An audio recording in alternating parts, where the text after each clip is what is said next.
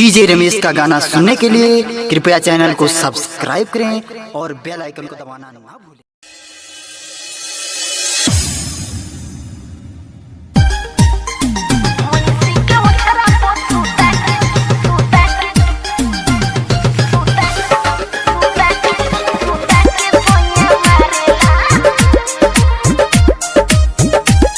Music by गौरव रोशन।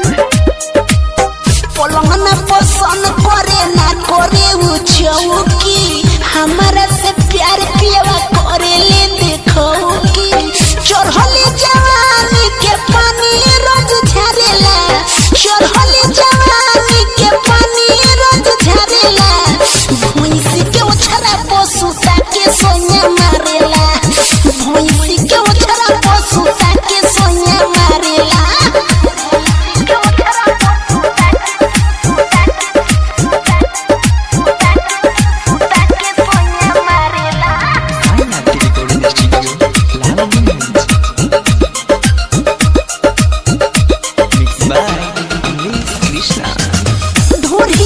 चाटे कोमो गोलिया के काटे, पावरफुल भतरा मिलनु बाटे।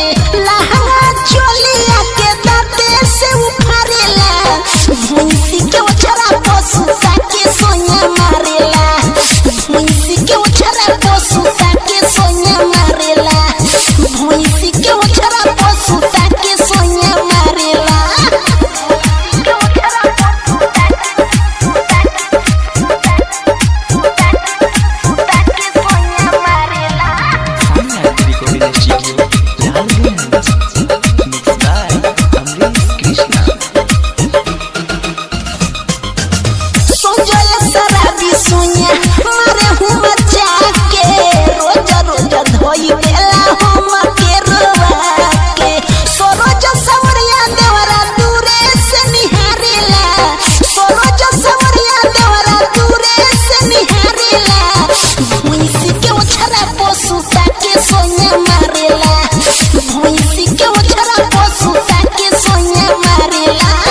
पलंगना पसंद